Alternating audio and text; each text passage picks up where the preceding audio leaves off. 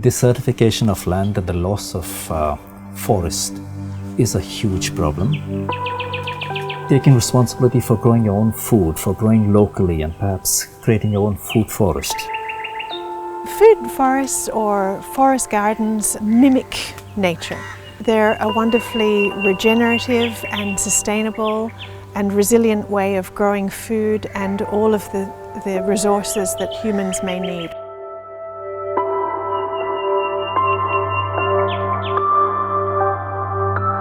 This gives you a pretty good idea of what we started with. It's all pebbles, rocks, absolutely hard-packed.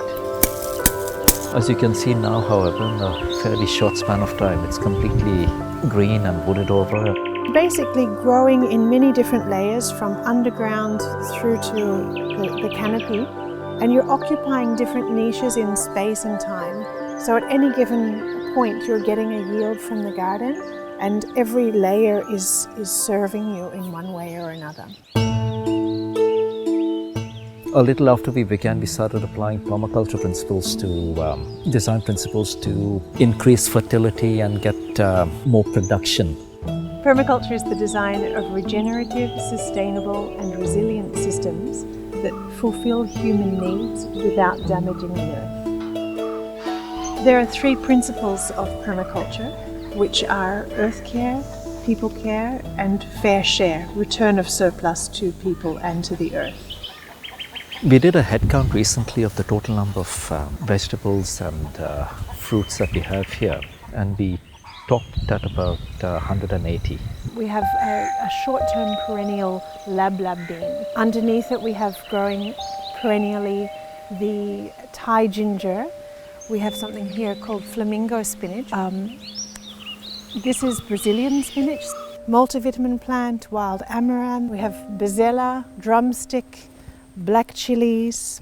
So we've got the beans on top who are benefiting the most from the sun that falls, and underneath we have all of our shade crops. So the water that the plants get is evaporating less quickly. So you're working in different layers of space and light and moisture and time.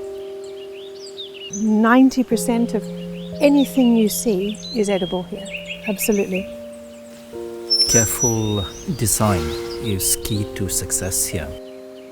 In an urban environment where there are many different people with many different skills and interests, you can collaborate together. Some people can do a part of the growing, other people might be really good at composting, other people might be good at waste collection. Because it's amazing how much productivity you can get out of the most unlikely of spaces by simply using intensive gardening methods intelligently.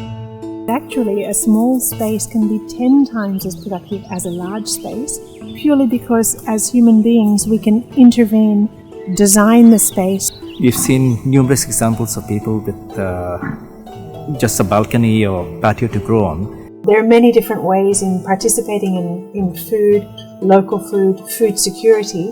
Take a more densely populated suburban or urban area, you might like to share spaces that are available. For example, rooftops, parts of sidewalks, public parks. It's really important to start thinking in terms of being part of a community, or of us collectively being a community.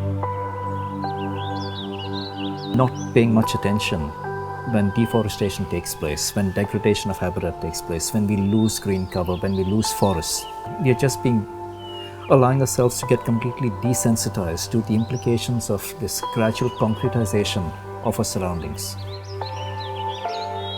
Our total focus today needs to be on regenerating the lands that we have ruined, to bring them back to a place of abundance, bringing back the balance to the kind of systems that we use as human beings.